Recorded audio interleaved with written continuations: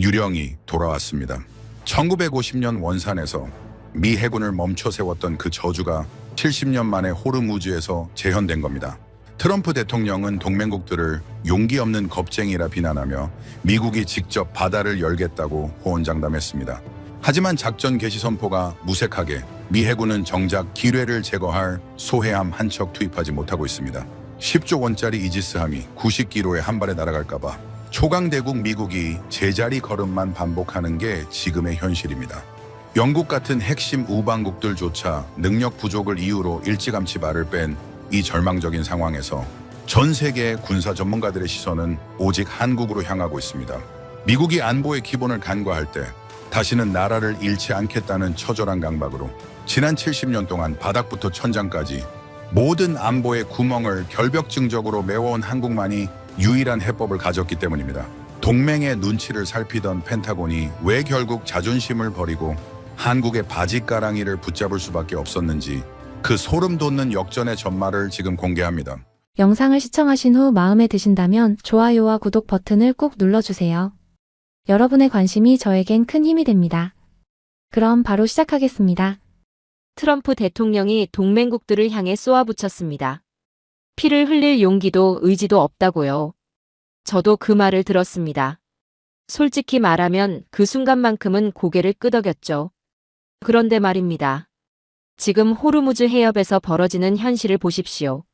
세계 최강 미 해군이 기뢰 하나 제대로 제거하지 못해 발이 묶인 상황에서 전략 분석가들이 동시에 한 나라를 지목하고 있습니다. 바로 대한민국입니다. 트럼프가 용기 없다고 비난했던 그 나라가 사실은 펜타곤이 가장 필요로 하는 능력을 가진 유일한 나라였던 거죠. 저는 윌리엄 바렛입니다. 전 펜타곤 수석 전략 분석관이자 현재 국방대학교에서 전략물자학을 가르치고 있습니다. 걸프전부터 우크라이나 지원까지 미군이 겪은 모든 대규모 병참 작전의 배후에서 숫자로 전쟁의 승패를 계산해온 사람이에요.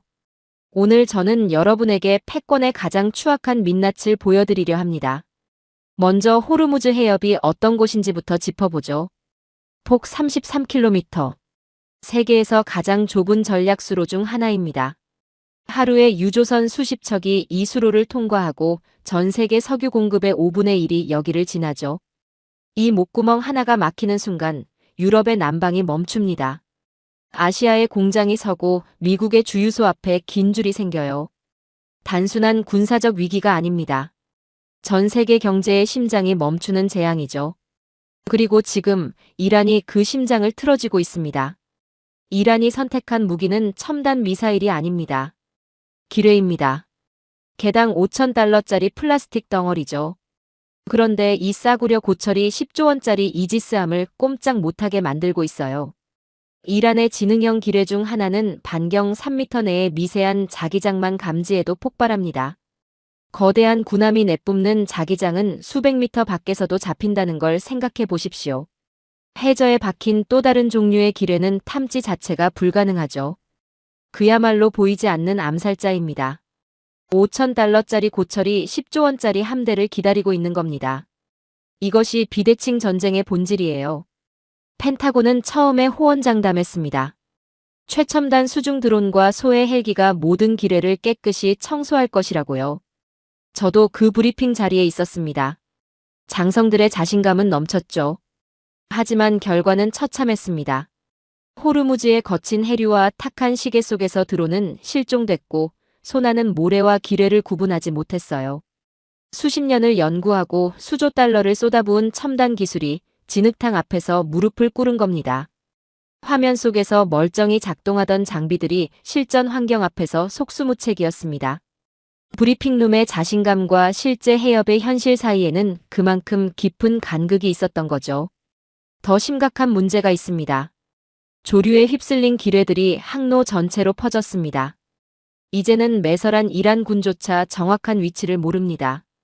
해협 전체가 누구도 함부로 들어갈 수 없는 지옥으로 변한 거죠. 미 해군 구축함이 이란의 위협을 뚫고 수로로 진입을 시도했습니다. 패권의 건재함을 과시하려 했겠죠. 하지만 그건 도박이었습니다. 기뢰를 제거할 전문 장비도 없이 구축함의 장갑만 믿고 들어간 무모한 행위였으니까요. 전 세계가 그 장면을 지켜봤습니다. 패권국의 위용이라기보다는 달리 선택지가 없는 자의 강행이었습니다. 자, 여기서 여러분에게 불편한 통계 하나를 공개하겠습니다. 전 세계를 지배한다는 미 해군에게 남은 전용 소해함이 몇 척인지 아십니까? 전 세계에 흩어진 단 8척이 전부입니다. 냉전이 끝난 뒤 미국은 항공모함과 스텔스기에 모든 것을 쏟아부었어요. 화려하고 강력하고 언론에 잘 나오는 무기들이죠. 그러는 동안 기뢰를 제거하는 소해함은 예산 순위에서 밀려났습니다. 바닥 청소부를 홀대한 결과가 지금 이 꼴이에요. 그 8척마저도 전 세계 각지에 분산 배치되어 있어 호르무즈에 즉각 투입 가능한 전력은 사실상 손에 꼽힙니다. 패권국의 민낯이 이렇습니다. 설계도는 세계 최고지만 정작 발바닥에 가시를 뺄 핀셋이 없는 거죠. 펜타곤의 내부 시뮬레이션 결과는 더 암담합니다. 미군 단독으로 호르무즈 항로를 안전하게 확보하는 데 걸리는 시간이 최소 수개월입니다. 그동안 전 세계 석유 공급은 멈추죠. 유가는 폭등하고 물가는 치솟고 세계 경제는 공황으로 빠져듭니다. 미국에겐 그럴 시간이 없습니다. 하루하루가 손실이고 하루하루가 정치적 부담이에요. 백악관은 초조하고 월가는 흔들리고 동맹국들은 미국을 바라보며 기다리고 있습니다. 그런데 미국이 내놓을 수 있는 해법이 없는 겁니다.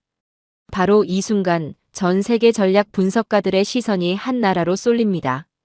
강경급 6척, 양양급 6척, 도합 12척의 정예 소해함을 즉시 100% 가동할 수 있는 유일한 국가. 대한민국입니다. 왜 한국일까요? 한국 해군은 70년 동안 한반도 서남해에서 북한의 기뢰를 추적해왔습니다. 좁은 수로, 진흙 바닥, 복잡한 수심. 기뢰전을 펼치기에 전 세계에서 가장 까다로운 조건이 바로 한반도 앞바다입니다.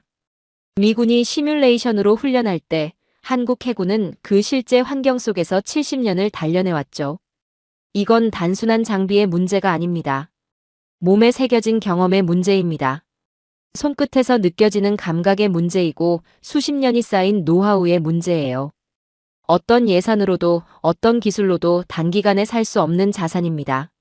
한국 소해함의 선체는 비자성 강화 플라스틱으로 만들어져 있습니다. 기뢰에 자기 센서가 감지할 금속이 없는 거죠. 이란의 지능형 기뢰가 아무리 예민하게 작동해도 한국 소해함은 그 센서를 비웃으며 유유히 통과할 수 있습니다. 미군의 첨단 기술이 진흙탕에서 멈춰 설 때 한국의 70년 경험은 그 진흙탕을 손바닥처럼 꿰고 있었던 거예요. 여러분, 오늘의 아이러니를 보십시오. 트럼프가 용기 없다고 비난했던 그 동맹이 사실은 펜타곤의 목줄을 쥐고 있는 유일한 집도이였습니다.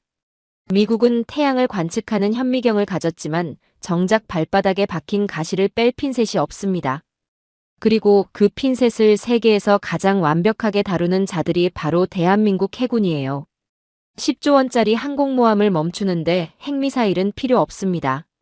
진흙 속에 숨겨진 5,000달러짜리 플라스틱 덩어리 하나면 충분하죠. 그리고 그 플라스틱 덩어리를 걷어낼 수 있는 핀셋은 지금 이 순간 세계에 단 하나뿐입니다. 대한민국입니다. 여러분, 소총부터 이지스함까지, 자주포부터 초음속 전투기까지, 유도탄부터 전술 차량까지. 한국은 방산과 국방의 모든 영역에서 세계적 수준을 실전 가동 상태로 유지하는 유일한 나라입니다. 미국도 독일도 프랑스도 이걸 못하고 있죠. 그런데 여기서 한 학생이 손을 들었습니다. 교수님, 솔직히 잘 이해가 안 됩니다. 미국도 못하는 걸 한국이 한다는 게 말이 됩니까? 국방 예산이 비교도 안 되는데요. 좋은 질문이에요. 핵심을 찌르는 질문입니다. 예산만 보면 말이 안 되죠. 미국의 국방 예산은 한국의 수십 배입니다. 그런데 왜 한국이 미국도 못하는 걸 해낼 수 있냐고요? 뿌리가 다르기 때문입니다. 미국이 국방 예산을 패권 유지의 도구로 쓴다면 한국은 국방 예산을 생존의 보험료로 씁니다. 그 마음가짐이 다르면 결과물도 달라지는 거죠. 한국인들에게 방사는 비즈니스가 아닙니다. 그것은 다시는 지도에서 지워지지 않겠다는 생존의 맹세예요. 123년 전 한국은 나라를 잃었습니다. 지도에서 이름이 지워졌죠. 70년 전에는 전 국토가 잿더미가 됐습니다. 수백만 명이 죽고 도시는 폐허가 됐으며 남은 것은 아무것도 없었어요. 그 처절한 경험이 한국인의 뼛속 깊이 하나의 강박을 새겼습니다. 남에게 빌린 무기는 우리를 지켜주지 못한다는 것을요. 이 강박이 한국 방산의 출발점이에요. 화려한 기술 로드맵이 아니었습니다. 살아남겠다는 처절한 의지였죠. 그 의지가 어떤 결과를 만들었는지 보십시오. 한국 유도무기의 이름을 보면 알 수 있죠. 천무, 천룡, 천마, 천궁, 천검. 하늘 천자가 붙은 무기들입니다. 천무는 다연장 로켓 체계이고 천룡은 장거리 유도탄이며 천마는 야전 방공 시스템이고 천궁은 중거리 대공 미사일이에요. 이 무기들이 공통적으로 하는 일이 뭔지 아십니까? 하늘을 장악하는 겁니다. 유도 기술은 방산에서 가장 고난도의 영역이죠. 단순히 포탄을 멀리 쏘는 게 아니라 날아가는 표적을 추적하고 명중시키는 두뇌가 필요합니다. 미국과 러시아가 수십 년에 걸쳐 독점해온 기술 영역이에요. 한국은 그 영역에 독자적으로 진입했죠. 디펜스 뉴스는 한국이 유도무기 분야에서 독자 기술을 확보한 것은 방산 역사에서 매우 이례적인 사례라고 평가했습니다. 제인스 디펜스 위클리 역시 한국의 천 시리즈를 아시아 방산의 새로운 기준점으로 분석했어요. 단순한 철갑 제조국이 아닙니다. 세계 정점의 두뇌를 가진 나라가 된 거죠. 그런데 하늘만 잡아서는 부족합니다. 땅도 지켜야 하죠. 한국이 만든 전술 차량 현마를 보십시오. 미군의 험비가 주로 평지와 사막을 전제로 설계된 반면 현마는 처음부터 달랐어요. 한반도 국토의 70%는 산악입니다. 험준한 고개, 진흙탕길, 영하의 빙판. 현마는 이 모든 환경을 당연한 전제로 깔고 설계됐죠. 산악 초소 하나까지 빠짐없이 지키겠다는 의지가 차량 한 대에 고스란히 녹아있는 겁니다. 미국은 세계 어딘가에서 싸울 무기를 만들지만 한국은 바로 이 땅, 이 산, 이 고개에서 싸울 무기를 만드는 거예요. 그 절박함이 무기의 완성도를 전혀 다른 차원으로 끌어올리죠. 현마 개발 과정에서 있었던 일을 하나 소개합니다. 480발의 탄도 테스트를 진행했어요. 그중 단 3발이 장갑을 관통했습니다. 99%의 방어율이죠. 보통의 기준으로는 합격이에요. 그런데 한국 엔지니어들은 그 자리에서 설계를 전면 재검토했습니다. 3발이 뚫렸다는 건 그 안에 탄 사람이 죽을 수 있다는 뜻이라는 거죠. 장갑 전체를 통째로 다시 설계했어요. 납기가 늦어지고 비용이 늘어났지만 아무도 이의를 제기하지 않았습니다. 이것이 한국 방산 완벽주의의 실체예요. 카탈로그 숫자가 아니라 그 안에 탄 사람의 생명을 기준으로 무기를 만드는 거죠. 이 완벽주의가 오늘날 한국 방산의 신뢰도를 만들었습니다. 현마에는 또 하나의 영리한 비밀이 있어요. 이 차량의 엔진이 기아 모하비의 것입니다. 군용 차량에 민간 SUV 엔진을 쓴다는 게 이상하게 들릴 수 있죠. 하지만 이건 탁월한 전략적 선택이에요. 기아의 정비망은 전 세계 어디에나 있습니다. 폴란드 국경지대든 중동 사막이든 아프리카 오지든 기아 딜러망이 닿는 곳이라면 부품을 구할 수 있죠. 한국은 무기만 파는 게 아닌 겁니다. 영원히 멈추지 않는 가동률을 파는 거예요. 전장에서 무기가 고장나는 것보다 무서운 건 없습니다. 한국은 그 문제를 가장 실용적인 방식으로 해결했죠. 폴란드 호칸의 테스트장에서 있었던 일입니다. 영하 32도의 새벽이었어요. 미군의 험비가 시동을 걸지 못했습니다. 배터리가 방전됐고 엔진이 얼어붙었죠. 같은 조건에서 한국의 현마는 단번에 시동이 걸렸어요. 이 장면이 폴란드 군 관계자들 사이에서 빠르게 퍼졌습니다. 폴란드 국방부 고위 관계자는 이렇게 말했죠. 우리는 무기를 사는 게 아니라 한국의 납기 속도와 의지를 사는 것이라고요. 한국이 극한의 환경을 당연한 전제로 깔고 무기를 만든다는 걸 폴란드는 그 순간 본능적으로 알아챈 겁니다.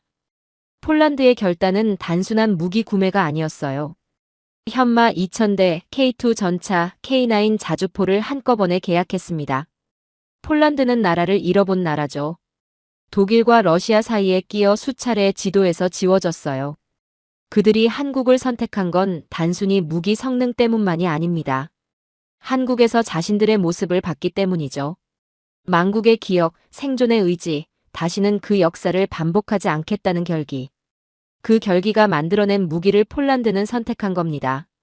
유러피언 디펜스 리뷰는 폴란드의 한국산 무기 대량 도입이 유럽 방산 질서를 재편하는 신호탄이라고 분석했어요. 국제전략문제연구소 역시 한국이 나토 동맹국들의 새로운 무기 공급 기준으로 부상하고 있다고 평가했죠. 독일이 장인의 손길로 전차 한 대를 만들 때 한국은 스마트 팩토리의 정밀함으로 100대를 보냅니다. 유럽 방산 공장들이 간의 수공업처럼 무기를 찍어낼 때 한국은 가전제품 생산 라인처럼 정밀 무기를 뽑아내죠. 독일이 1년 걸릴 물량을 한국은 한 달 만에 완벽한 품질로 인도합니다. 전쟁터에서 승리하는 건 카탈로그의 숫자가 아니에요. 지금 내 옆에 도착한 100대의 전차죠. 안보 위기 앞에서 납기는 곧 생존입니다. 한국은 그걸 누구보다 잘 알고 있어요. 아까 그 학생의 질문으로 돌아가겠습니다. 미국도 못하는 걸 한국이 한다는 게 말이 되냐고 했죠. 이제 답이 보이십니까? 한국은 예산으로 방산을 키운 게 아닙니다. 생존의 절박함으로 키운 거예요.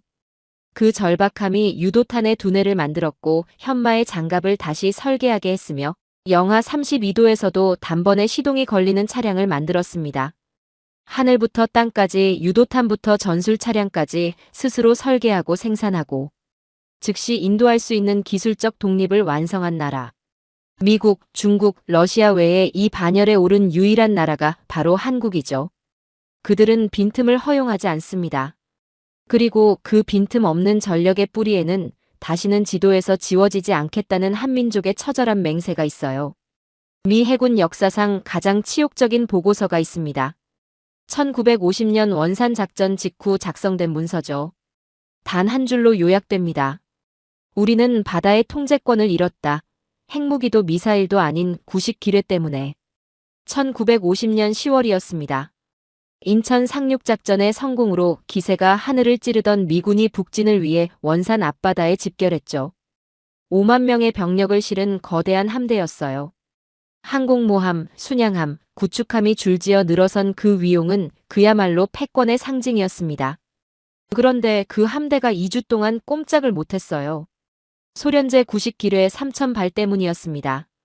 세계 최강 해군이 낚싯배 수준의 무기 앞에 무릎을 꿇은 거죠. 미국에게는 지울 수 없는 수치였어요. 그런데 그 수치의 현장에 한국도 있었습니다. 전쟁으로 폐허가 된 나라, 변변한 배 한 척 없던 나라. 한국은 그날 아무것도 할 수 없었어요. 기뢰를 제거할 기술도 장비도 함정도 없었죠. 그저 바라볼 수밖에 없었습니다. 내 바다에서 내 땅을 되찾기 위한 전투에서 아무것도 할 수 없다는 그 무력함. 그것이 한국의 한으로 쌓였어요. 그리고 여기서 미국과 한국의 운명이 갈렸습니다. 미국은 그날의 수치를 안고도 달라지지 않았어요. 냉전이 끝나자 소해함 예산을 깎았고 항공모함에 올인했죠. 70년이 지난 지금도 전 세계의 소해함 8척이 전부입니다. 수치를 당했지만 교훈은 얻지 못한 거예요. 반면 한국은 달랐습니다. 아무것도 없었던 그 나라가 이를 갈았죠. 전 세계가 항모와 잠수함에 눈을 돌릴 때 한국은 오직 기뢰 사냥 하나에만 집착했어요. 예산을 쏟아붓고 기술자를 키우고 실전 환경에서 반복 훈련을 거듭했습니다. 주목받지 못하는 분야였어요. 화려하지도 않았죠. 하지만 한국은 개의치 않았습니다. 수치를 당한 쪽은 미국이었는데 그 수치에서 교훈을 얻은 쪽은 한국이었던 거예요. 그리고 70년이 지난 지금 그 선택의 결과가 눈앞에 펼쳐졌습니다. 기뢰밭 앞에서 멈춰 선 미국이 70년 전 아무것도 할 수 없었던 그 나라를 바라보고 있는 거죠. 그렇다면 한국은 어떻게 기뢰를 잡는 걸까요? 핵심은 자기장입니다. 기뢰는 금속이 내뿜는 자기장을 감지해 폭발하죠. 거대한 철제 군함이 지나가면 수백 미터 밖에서도 자기장이 잡힙니다. 그러면 답은 하나예요. 금속을 없애면 됩니다. 한국은 배 전체를 비자성 강화 플라스틱으로 만들었습니다. 거대한 군함을 통째로 플라스틱으로 구워낸 거죠. 이 기술 자체가 이미 세계 최고 수준이에요. 일반적인 선박 건조 기술로는 이 정도 크기의 함정을 비자성 소재로 만드는 게 불가능하거든요. 한국은 수십 년의 연구와 시행착오 끝에 이 기술을 완성했습니다. 이란의 지능형 기뢰가 아무리 예민하게 작동해도 감지할 자기장 자체가 없는 거예요. 기뢰의 센서를 비웃으며 유유히 사선을 통과하는 거죠. 한국의 집착은 여기서 끝나지 않았습니다. 소해함 내부를 들여다보면 그 결벽증의 수준을 알 수 있어요. 숟가락 하나, 나사 하나까지 비자성체를 사용합니다. 승조원의 안경테까지 점검하죠. 혹시라도 금속이 남아있으면 기뢰의 센서가 반응할 수 있기 때문이에요. 기뢰 하나가 터지면 배 전체가 끝납니다. 그 안에 탄 사람들도 함께죠. 지나침이 아니라 당연한 겁니다. 미군 기술자들이 한국 소해함 내부를 처음 봤을 때 할 말을 잃었다는 이야기가 있어요. 첨단 장비보다 이 철저함 자체가 더 무섭다고 했습니다. 탐지도 문제입니다. 해저 진흙 속 깊이 파묻힌 기뢰는 눈에 보이지 않아요. 미군 장비가 번번이 놓치는 이유가 바로 이겁니다. 소나가 진흙과 기뢰를 구분하지 못하거든요. 한국 해군은 이 문제를 독자적인 가변심도소나 기술로 해결했습니다. 한반도 서남해는 진흙 바닥으로 악명 높은 해역이에요. 세계에서 기뢰전을 펼치기에 가장 까다로운 조건 중 하나죠. 한국 해군은 바로 그 환경에서 70년을 단련했습니다. 진흙 속에 숨은 기뢰를 핀셋처럼 뽑아내는 이 기술은 실험실이 아니라 실전 현장에서 갈고 닦은 거예요. 어떤 예산으로도 어떤 첨단 장비로도 단기간에 복제할 수 없는 자산이죠. 시간이 만든 기술이고 경험이 쌓인 감각입니다. 여기서 역설이 하나 나옵니다. 한국 소해함에는 장갑이 없어요. 기뢰 감흥을 줄이기 위해 방어력 자체를 포기한 거죠. 미사일 한 방이면 끝장날 수 있는 연약한 배입니다. 스스로를 지킬 무장도 최소화했어요. 그야말로 무방비 상태에 가깝죠. 그런데 바로 이 연약한 배가 함대 전체에서 가장 귀중한 자산이 됐습니다. 소해함이 없으면 이지스함도 항공모함도 기뢰밭 앞에서 꼼짝을 못하거든요.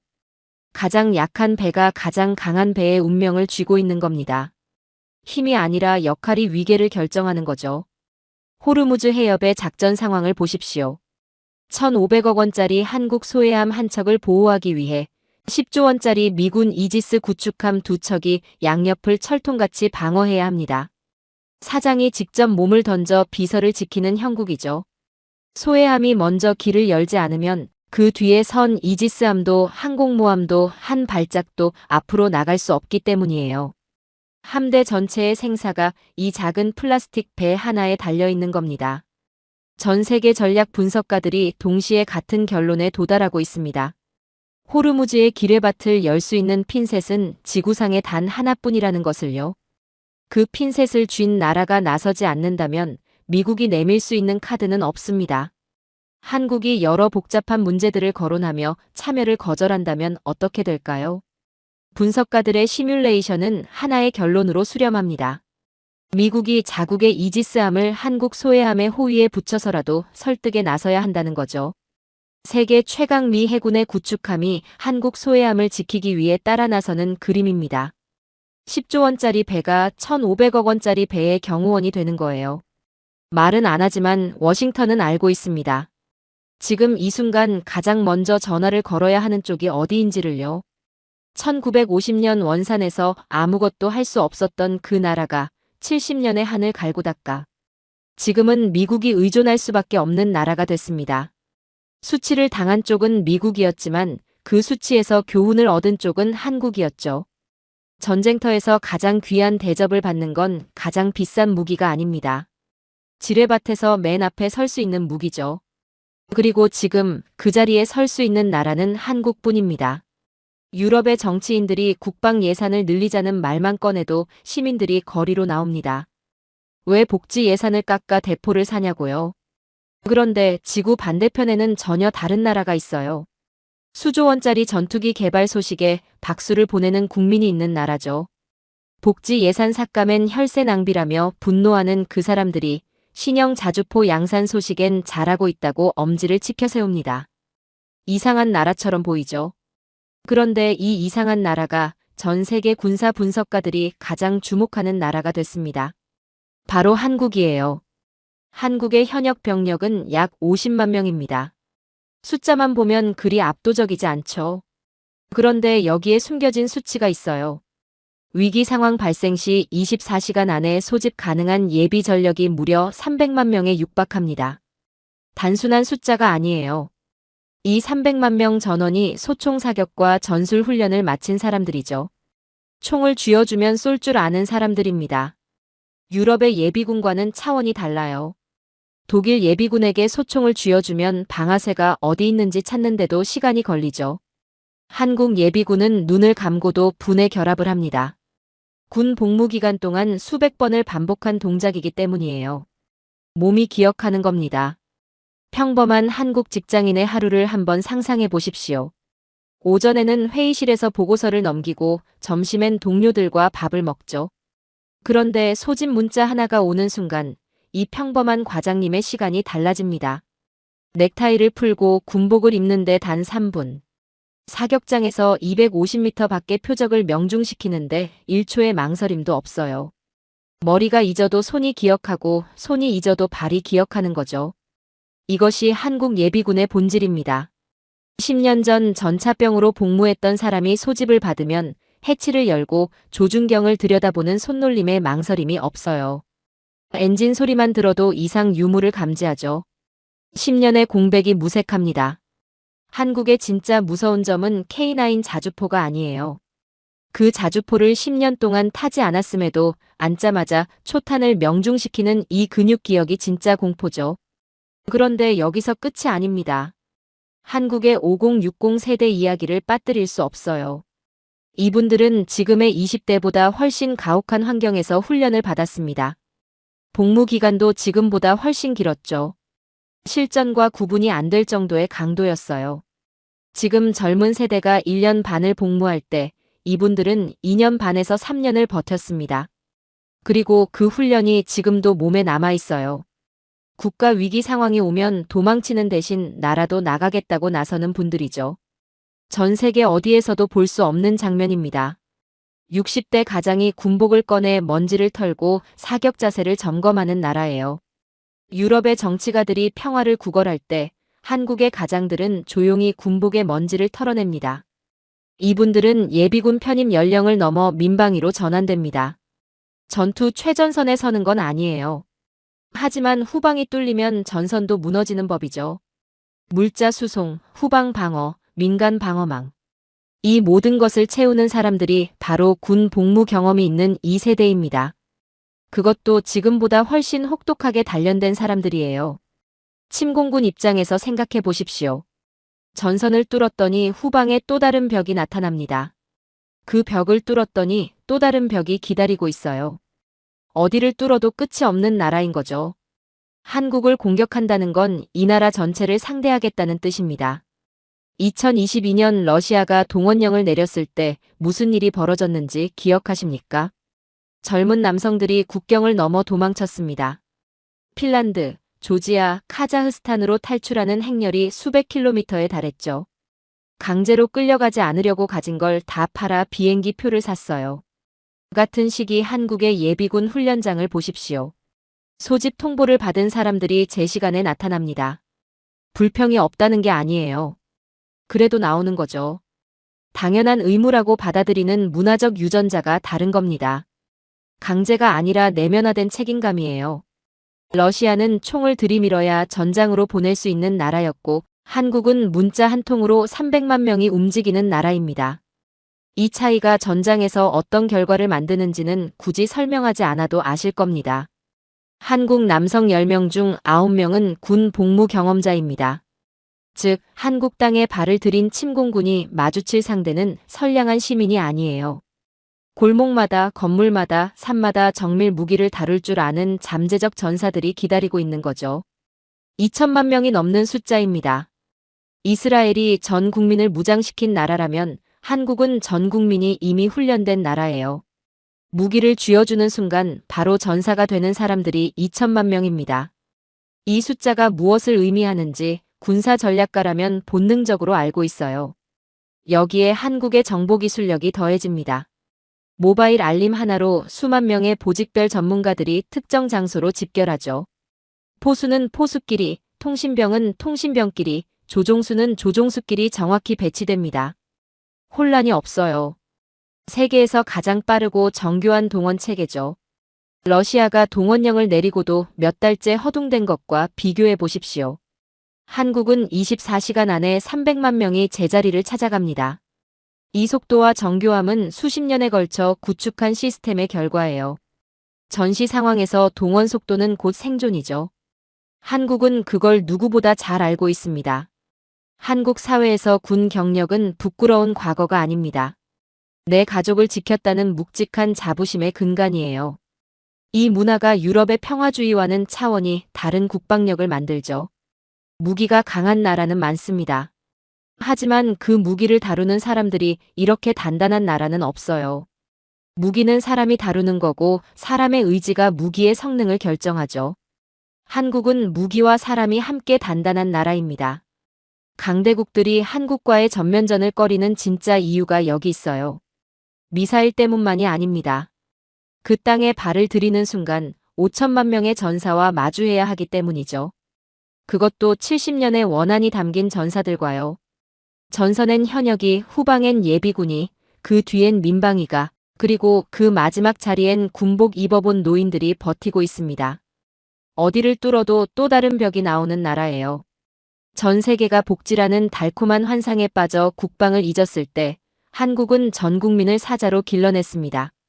그 호랑이들은 지금 이 순간에도 넥타이 뒤에, 앞치마 뒤에, 작업복 뒤에 조용히 숨어 있어요. 패권의 가장 추악한 비밀을 하나 공개하겠습니다. 미국은 지금 스스로를 무장시킬 능력을 잃어가고 있습니다. 설계도는 있어요. 기술도 있죠.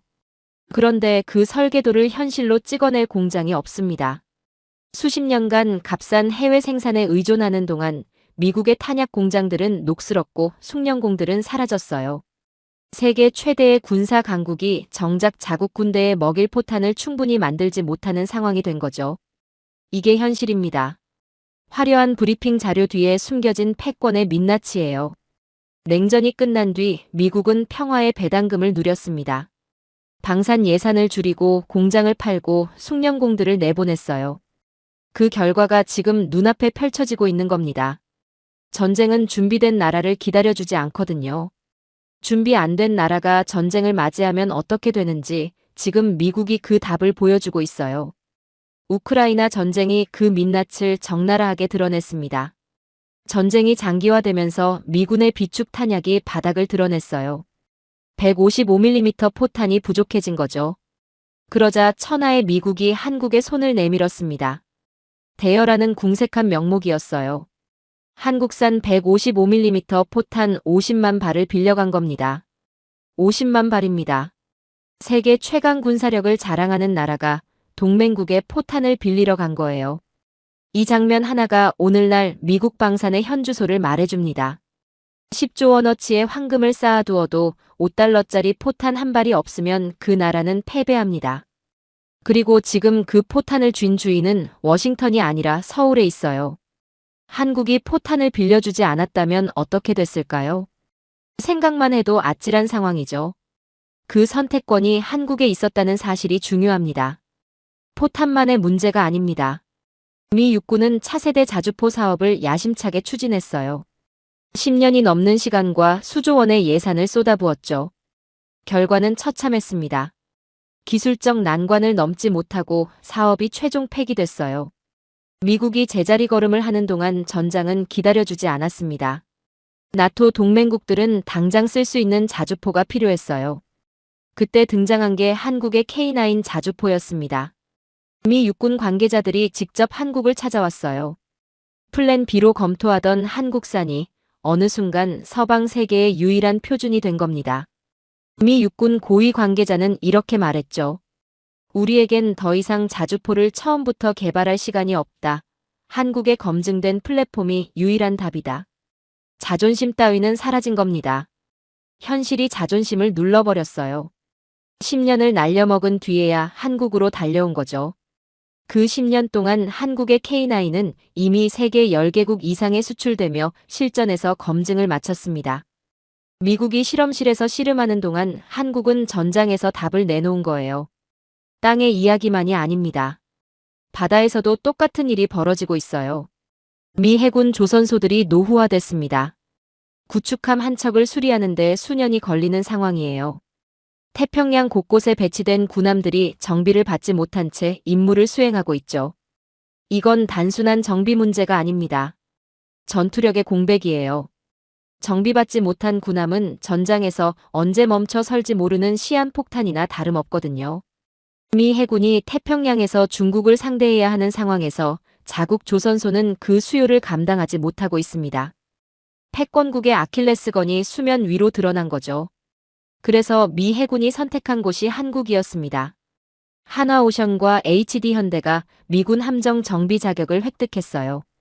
미 해군 구축함들이 한국 조선소 도크에 줄을 서기 시작했습니다. 생각해 보십시오. 미 해군의 자존심인 구축함이 한국 조선소 도크 위에 올라가는 순간 해상 패권의 물리적 중심축은 이미 이동한 겁니다. 군함의 생사여탈권이 한국의 손으로 넘어온 거예요. 한국 조선소 노동자의 손이 미 해군 전투력을 좌우하는 시대가 된 거죠. 이게 과장이 아닙니다. 도크에 올라간 구축함은 수리가 끝나기 전까지 아무 데도 못 가거든요. 그 시간 동안 그 배의 운명은 한국 엔지니어들 손에 달려 있는 겁니다. 더 흥미로운 건 존스법 이야기입니다. 존스법은 미국이 100년 넘게 고집해온 법이에요. 자국 조선소를 보호하기 위해 외국 선박의 미국 내 연안 운송을 제한하는 법이죠. 그 빗장이 한국 앞에서 흔들리고 있습니다. 자존심보다 생존이 급해진 미국의 현실이에요. 100년의 원칙을 깨면서까지 한국의 조선 능력에 손을 내밀고 있는 겁니다. 100년을 지켜온 원칙이 무너진다는 건 그만큼 절박하다는 뜻이죠. 미국 스스로도 알고 있는 거예요. 한국 없이는 안 된다는 것을요. 그런데 여기서 반전이 하나 있습니다. 미국이 한국 기업들에게 미국 내 공장 건설을 압박했어요. 미국 땅에 와서 직접 생산하라는 거죠. 한국 기업들의 반응이 어땠는지 아십니까? 수익성과 비자 문제가 해결되지 않으면 우리도 안 갑니다. 이렇게 답했습니다. 미국 우선주의를 외치는 나라에 한국 기업이 조건을 내건 겁니다. 갑과 을이 바뀐 거예요. 한국 방산의 배짱이 어디서 나오는지 아십니까? 대체할 곳이 없다는 걸 알고 있기 때문이죠. 협상 테이블에서 진짜 강한 쪽은 없어서는 안 되는 쪽입니다. 지금 그 자리에 한국이 앉아 있어요. 트럼프가 관세를 들이밀고 압박을 가해도 한국 방산 기업들은 흔들리지 않았습니다. 흔들릴 이유가 없었으니까요. 필요한 쪽이 어디인지 누구보다 잘 알고 있었거든요. 탄약 이야기로 돌아가겠습니다. 한국의 풍산과 한화가 생산하는 포탄 물량을 아십니까? 유럽 전체의 연간 생산량을 압도하는 수준이에요. 전 세계 포병의 밥을 한국이 쥐고 있는 겁니다. 포탄이 없으면 100조 원의 군대도 고철일 뿐이에요. 아무리 첨단 자주포를 가져도 쏠 포탄이 없으면 고철 덩어리에 불과하죠. 한국은 그 포탄을 만드는 나라입니다. 세계에서 가장 빠르게, 가장 많이, 가장 안정적으로요. 유럽이 우크라이나 전쟁 이후 탄약 증산에 나섰지만 공장을 짓고 숙련공을 키우는 데만 수년이 걸립니다. 한국은 이미 그 체계가 돌아가고 있어요.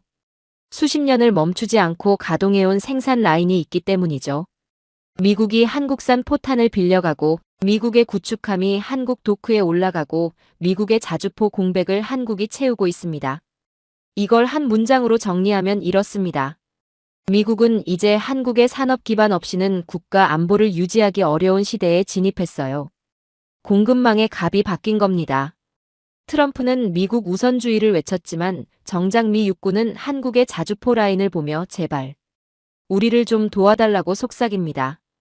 이것이 오늘날 안보의 냉혹한 현주소죠. 설계는 워싱턴이 하지만 실현은 서울이 합니다. 이것이 현대 패권의 새로운 권력 구조예요.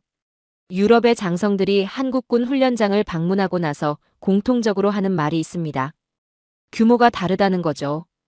독일이나 영국이 전차 수십 대를 아껴가며 시뮬레이션을 돌릴 때 한국은 수천 대의 전차와 자주포를 산악 지형에서 실제로 굴리며 훈련합니다. 탄약을 아끼지 않아요. 장비를 아끼지 않죠. 실전과 훈련의 경계가 흐릿한 나라입니다. 왜 이렇게 할 수 있을까요? 한국은 지난 70년 동안 실제 위협과 코를 맞대고 살아왔기 때문이에요. 그 긴장감이 훈련의 강도를 결정하는 거죠. 북한의 포병 전력부터 짚어보죠. 북한은 세계 최대 규모의 포병 전력을 보유한 나라 중 하나입니다. 장사정포와 다연장 로켓이 서울을 겨냥하고 있어요. 유사시 서울이 불바다가 된다는 북한의 위협은 빈말이 아닙니다. 실제로 그 화력은 상상을 초월하는 수준이죠. 그런데 이 위협이 역설적으로 한국을 세계 최고의 포병 왕국으로 진화시켰습니다. 위협이 클수록 대응도 강해지는 법이에요. 한국군에게 북한의 화력 도발은 예측 불가능한 재앙이 아닙니다. 70년 동안 매일 아침 풀어온 익숙한 연습 문제예요. 모든 타격 지점은 이미 데이터화되어 있고 대응은 자동화되어 있습니다. 두려움이 아니라 루틴이 된 거죠. 대화력전 이야기를 해야겠습니다. 북한이 포탄 한 발을 쏘는 순간 한국의 대포병 레이더는 그 궤적을 역추적합니다. 어디서 쐈는지 계산하는 거죠. 그리고 10분 안에 그 포병 진지가 지도에서 사라져요. 10분입니다. 북한이 방아쇠를 당기는 순간 이미 그 결말은 정해진 거예요. 이것이 한국이 자랑하는 킬체인의 위험이죠. 쏘면 죽는다는 걸 아는 순간 상대는 방아쇠를 당기기 전에 2번 생각하게 됩니다. 이게 바로 억제력이에요. 한국의 킬체인은 단순한 보복수단이 아닙니다. 전쟁 자체를 막는 방패죠. 그리고 이 킬체인은 실험실에서 만들어진 게 아니에요. 70년 동안 실제 위협을 마주하며 갈고 닦은 실전형 시스템입니다. 훈련 이야기를 해보겠습니다. 한국군의 과학화 전투훈련단을 아십니까? 실전에서 겪을 수 있는 최악의 시나리오를 매일 반복하는 곳이에요. 탄약이 떨어진 상황, 통신이 끊긴 상황, 지휘관이 전사한 상황. 이 모든 최악의 조건을 훈련에서 미리 겪는 겁니다. 그것도 하루 이틀이 아니에요. 매일 반복해서 몸에 새길 때까지 훈련합니다. 미군 부사관이 이 훈련에 참관했다가 남긴 말이 있어요. 우리는 훈련을 하러 왔는데 그들은 전쟁을 하고 있었다. 이 한마디가 한국군 훈련의 본질을 설명하죠. 한국군에게 실전 같다는 말은 칭찬이 아닙니다. 그들에게는 매일 아침의 일상이기 때문이에요. 한국은 평화를 구걸하지 않습니다. 압도적인 대비로 평화를 쟁취하는 나라죠. 체급 이야기도 빠뜨릴 수 없습니다. 독일이 보유한 레오파르트 전차의 실제 가동률을 아십니까? 한때 20% 이하로 떨어진 적이 있습니다. 자랑스러운 독일 전차가 정비 문제로 제대로 굴리지도 못하는 상황이었던 거예요. 반면 한국은 어떨까요? 3세대급 전차를 2000대 이상 현역으로 운용하고 있습니다. 가동률도 압도적으로 높죠. 체급 자체가 다른 겁니다. 숫자만의 문제가 아니에요. 그 2000대가 실제로 굴러가고 실제로 싸울 수 있는 상태라는 게 핵심이죠. 유럽 방산 전문가들이 한국 전차 운용 데이터를 처음 봤을 때 의심부터 했다는 이야기가 있습니다. 가동률이 너무 높아서 숫자를 믿지 못했던 거예요. 그게 한국의 현실입니다. 한국 무기의 또 다른 강점은 전천 후 성능이에요. 영하 40도의 노르웨이 설원에서도 작동하고 영상 50도의 호주 사막에서도 멈추지 않습니다. 한반도의 혹독한 사계절과 험준한 산악 지형에서 단련된 무기는 전 세계 어디서든 즉시 실전 투입이 가능하죠.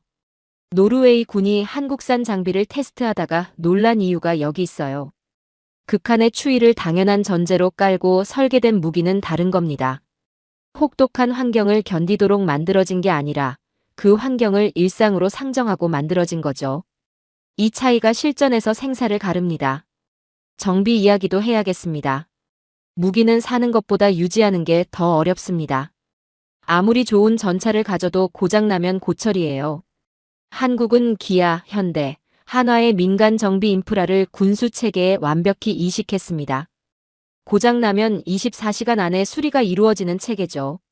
전 세계 어디에 배치해도 부품을 구할 수 있어요. 이것이 한국 무기가 실전에서 빛나는 이유 중 하나입니다.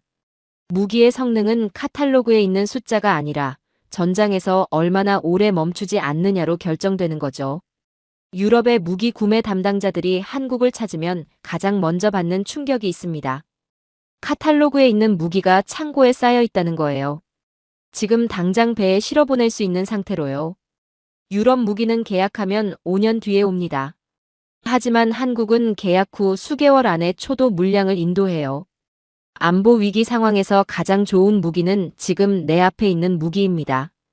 아무리 성능이 좋아도 5년 뒤에 오는 무기는 지금의 위기를 막지 못하죠.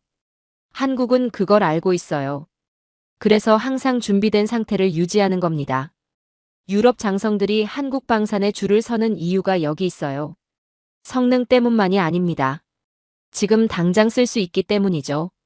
이제 재래식 전력에서 북한은 한국의 상대가 되지 않습니다.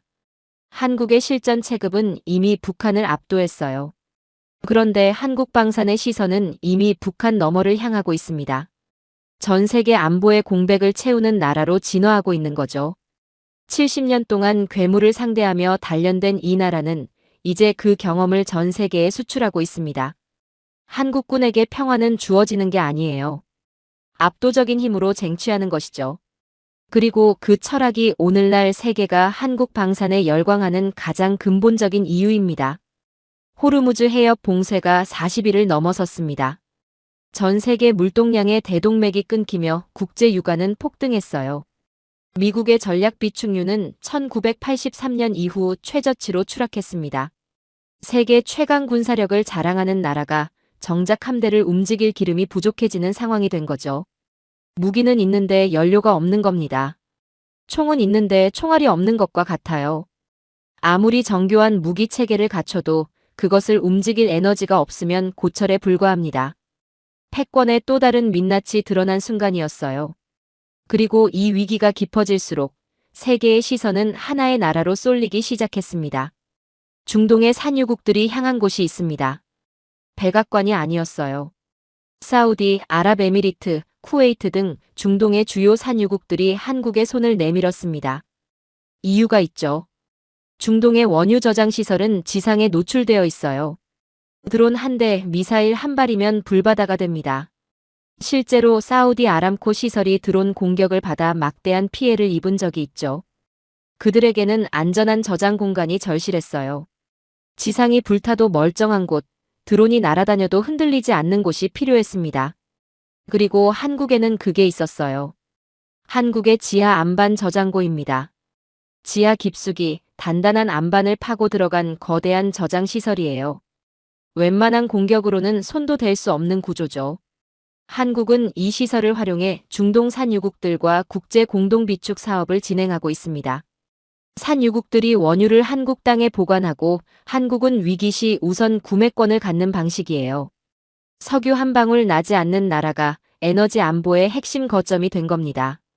중동의 생명줄인 원유가 한국 땅에 묶이는 구조가 만들어진 거죠. 이게 단순한 저장 계약이 아니에요. 에너지를 매개로 한 전략적 결속입니다. 원유를 맡긴다는 건 그 나라를 믿는다는 뜻이에요. 신뢰가 없으면 생겨날 수 없는 관계죠. 한국은 그 신뢰를 쌓았습니다. 조용히 그리고 단단하게요. 호르무즈가 막히고 중동이 흔들리는 이 상황에서 한국의 지하 저장고는 전 세계 에너지의 블랙박스가 됐습니다. 지상이 불타도 지하는 건재하죠. 드론이 날아다녀도 안반은 흔들리지 않아요. 분석가들은 이 구조를 두고 한국이 에너지 패권의 새로운 거점으로 부상하고 있다고 평가합니다. 석유를 생산하는 나라가 아니라 석유를 지키는 나라가 된 거예요. 그리고 석유를 지키는 나라는 석유를 생산하는 나라만큼, 아니 그 이상의 협상력을 갖습니다. 에너지를 손에 쥔 나라가 협상 테이블에서 강한 법이죠. 한국은 그 자리를 조용히 차지했어요. 화려한 선언도 없었습니다. 그냥 시스템을 만들고 신뢰를 쌓고 구조를 완성했어요. 그게 한국의 방식입니다. 무기 이야기로 넘어가겠습니다. 이집트를 보십시오. 이집트는 오랫동안 미국산 무기를 써왔습니다. 그런데 미국산 무기에는 보이지 않는 족쇄가 있어요. 즉, 무기를 샀지만 그 무기를 100% 내 마음대로 쓸 수 없는 거죠. 미국의 허락이 필요해요. 분쟁 상황에서 미국이 시스템을 제한하면 그 무기는 순식간에 무용지물이 됩니다. 비싼 돈을 주고 산 무기가 정작 필요한 순간에 작동하지 않을 수 있다는 거예요. 이집트는 그 현실을 오래전부터 알고 있었어요. 주권을 가진 나라가 무기 하나에 이렇게 종속될 수 있다는 사실이 이집트를 불편하게 만들었죠. 그래서 선택한 게 한국이었습니다. 2026년 초 이집트는 최전방 국경에 한국산 K9 자주포를 전진 배치했습니다. 수십 년간 이어져 온 중동의 군사 균형을 한국의 기술로 재편하겠다는 선언이었죠. 그런데 이집트가 한국을 선택한 이유는 무기 성능만이 아니었어요. 한국은 기술을 통째로 넘겼습니다. 카이로 외곽에 생산 공장을 세워 이집트 스스로 무기를 생산하고 수리할 수 있는 능력을 이식한 거예요. 누구의 허락도 받지 않고 포신을 열 수 있는 주권을 수출한 겁니다. 이게 한국 방산의 가장 무서운 점이에요. 무기를 파는 게 아니라 자주권을 파는 거죠. 무기는 언젠가 낡습니다. 하지만 스스로 만들고 고칠 수 있는 능력은 영원히 남아요. 한국은 그 영원한 것을 팔았습니다. 사막에서의 성능도 압도적이었습니다. 섭씨 50도의 지옥 같은 환경에서 유럽산 무기들이 과열로 멈춰 설 때 한국의 K9은 멈추지 않았어요. K9, K10, K11이 유기적으로 결합된 한국형 포병 체계는 사막에서 완전체로 작동했습니다. 극한의 환경을 당연한 전제로 깔고 만들어진 무기는 다른 거예요. 버티도록 설계된 게 아니라 그 환경이 일상인 것처럼 설계된 거죠. 그래서 사막도 설원도 열대우림도 가리지 않습니다. 이집트 장성들이 테스트 현장에서 보인 반응이 모든 걸 말해줬어요. 말이 없었습니다. 그냥 계약서에 도장을 찍었죠. 그 침묵이 가장 강력한 평가였어요. 이제 그림이 완성되고 있습니다. 한국은 무기로 중동의 하늘과 땅을 지켜주고 그 대가로 중동의 원유를 한국 땅에 묶어둡니다. 방산과 에너지가 하나의 전략으로 결합된 거예요. 무기를 팔아 동맹을 만들고 그 동맹으로 에너지를 확보하고 그 에너지로 다시 방산을 돌리는 선순환 구조죠. 어느 하나가 빠지면 전체가 흔들리는 유기적 시스템입니다. 한국은 이제 선택받는 나라가 아니에요. 선택을 강요하는 나라가 됐습니다. 미 안보 전문가들 사이에서 이런 분석이 나오고 있어요. 미국은 무력으로 바다를 열려 하지만 한국은 시스템으로 바다 전체의 가치를 자신의 땅으로 끌어모으고 있다는 겁니다. 힘으로 누르는 패권과 구조로 묶어두는 패권의 차이죠. 한국이 선택한 건 후자입니다. 그리고 그 선택이 지금 중동에서 결실을 맺고 있어요. 한국은 이제 강대국의 룰을 따르는 나라가 아닙니다. 그 룰 자체를 새로 쓰는 나라가 됐어요. 보이지 않게 조용하게 그러나 돌이킬 수 없이요.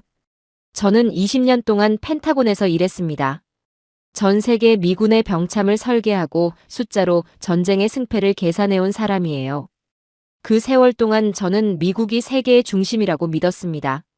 설계도 미국이, 실행도 미국이, 결정도 미국이 한다고 생각했죠. 그런데 이 강의를 준비하면서 저는 오래된 믿음 하나를 내려놓아야 했습니다. 세계 안보의 중심이 조용히 그리고 돌이킬 수 없이 이동하고 있다는 사실을요. 그 중심이 향하는 곳은 극동의 작은 반도입니다. 바로 한국이에요. 오늘 우리가 함께 살펴본 것들을 한번 정리해 보겠습니다. 호르무즈의 기뢰밭을 열 수 있는 유일한 핀셋을 가진 나라. 소총부터 이지스함까지 모든 무기를 독자 생산하는 유일한 신흥국. 미군의 포탄을 빌려주고 구축함을 수리하고 자주포 공백을 메우는 나라. 300만 예비군이 24시간 안에 소집되는 나라. 유럽의 안보 공백을 컨베이어 벨트로 채우는 나라. 중동의 원유를 지하 안반 속에 품고 자주권을 무기와 함께 수출하는 나라. 이 모든 것이 하나의 나라에서 벌어지고 있습니다. 인구 5천만의 한국에서요. 강대국들이 한국을 함부로 대하지 못하는 이유가 있습니다. 핵무기 때문이 아니에요. 한국은 핵을 보유하지 않았죠. 그런데도 강대국들은 한국 앞에서 신중합니다. 이유가 뭘까요? 한국과 전면전을 벌인다는 건 감당하기 어려운 대가를 치러야 한다는 의미이기 때문이에요. 300만 예비군, 70년의 원한, 세계 최고 수준의 정밀 타격 능력. 핵은 없지만 핵 이상의 억제력을 가진 나라입니다. 그리고 여기에 하나가 더 있어요. 한국이 공급망에서 빠지는 순간 미국도 나토도 심각한 타격을 입는다는 사실이죠. 무기로만 억제하는 게 아니라 공급망으로도 억제하는 나라예요. 전 세계가 한국을 필요로 하는 구조 자체가 한국의 방패가 된 겁니다. 컴퓨터 이야기를 잠깐 해보겠습니다. 운영체제가 없으면 컴퓨터가 고철이 되듯 한국의 무기와 부품 공급이 끊기면 나토와 중동의 안보망은 즉시 흔들립니다. 한국은 이미 세계 안보의 운영체제가 됐어요. 운영체제는 눈에 보이지 않습니다. 화면에 나타나지 않죠. 하지만 그것이 없으면 아무것도 돌아가지 않아요. 한국이 바로 그런 존재입니다. 화려한 스포트라이트를 받는 나라는 아니에요. 하지만 그 스포트라이트를 켜는 전원 스위치를 쥔 나라죠. 보이지 않는 거인입니다. 한국은 무기 카탈로그를 팔지 않습니다. 철학을 팔아요. 평화는 오직 압도적인 힘으로만 지킬 수 있다는 처절한 진리를 파는 거죠. 123년 전 나라를 잃었고 70년 전 국토가 잿더미가 됐던 나라가 터득한 진리입니다. 그 진리가 무기에 녹아 있어요. 한국 무기를 사는 나라들은 단순히 철갑 덩어리를 사는 게 아닙니다. 다시는 지도에서 지워지지 않겠다는 의지를 사는 거예요. 폴란드가 한국을 선택한 이유, 이집트가 한국의 기술을 이식받은 이유가 바로 여기 있습니다. 그 의지가 무기 안에 담겨 있다는 걸 그들은 본능적으로 알고 있는 거죠. 전 세계가 복지라는 달콤한 환상에 빠져 국방을 잊었을 때 한국은 묵묵히 강철을 구원했습니다. 유럽의 정치가들이 평화를 선언할 때 한국의 엔지니어들은 다음 포탄 생산 라인을 점검하고 있었어요. 미국이 설계도를 그릴 때 한국은 그 설계도를 현실로 찍어내고 있었죠. 이게 70년의 결과입니다. 아무도 주목하지 않았던 70년이에요. 화려하지 않았고 요란하지 않았습니다. 그냥 만들고, 그냥 보내고, 그냥 고쳤어요. 그런데 그 70년이 지금 이 순간을 만들었습니다. 세계가 한국을 필요로 하는 이 순간을요. 한국 방산의 성공은 단순히 무기 판매가 아닙니다. 에너지, 반도체, 방산이 하나로 묶인 안보 패키지의 글로벌 영향력이에요. 호르무즈 항로가 열려야 유조선이 지나가고 유조선이 지나가야 세계 경제가 돌아갑니다. 그 항로를 열 수 있는 나라가 한국이에요. 중동의 원유가 한국 땅에 보관되고 한국의 무기가 중동의 하늘을 지킵니다. 반도체 기술이 유도무기에 녹아있고 그 유도무기가 나토의 방어선을 구성하죠. 한국은 이 모든 사슬의 핵심 고리에 자리 잡고 있어요. 고리 하나가 빠지면 전체 사슬이 흔들리는 겁니다. 강의를 마무리하겠습니다. 저는 20년 동안 펜타곤에서 패권을 숫자로 계산해온 사람입니다. 그런데 오늘 이 강의를 통해 저 스스로 하나의 결론에 도달했어요. 패권은 더 이상 누가 가장 큰 배를 가졌느냐로 결정되지 않습니다. 누가 가장 필요한 존재가 됐느냐로 결정되죠. 그리고 지금 이 순간 가장 필요한 존재는 한국입니다. 미국이 세계를 지배한다고들 하죠. 하지만 그 지배력을 유지하는 척추는 지금 극동의 작은 반도에서 만들어지고 있어요. 한국은 더 이상 도움을 받는 나라가 아닙니다. 전 세계가 평화롭게 잠들 수 있도록 밤을 지키는 보이지 않는 수호자가 됐어요. 그리고 그 수호자는 앞으로도 조용히 그러나 단단하게 그 자리를 지킬 겁니다. 오늘의 사연은 여기까지입니다. 한 나라가 있습니다. 전쟁의 폐허 위에서 시작해 70년의 침묵 속에 강철을 구워낸 나라입니다. 누구도 주목하지 않았지만 어느 순간 그 나라 없이는 아무것도 돌아가지 않는 세상이 됐습니다. 총성으로 패권을 선언하지 않았어요. 그냥 묵묵히 만들고 묵묵히 보내고 묵묵히 지켰을 뿐인데 세계가 그 나라를 향해 손을 내밀고 있습니다. 긴 영상 시청해주셔서 감사합니다. 내일은 더 좋은 영상으로 찾아오겠습니다.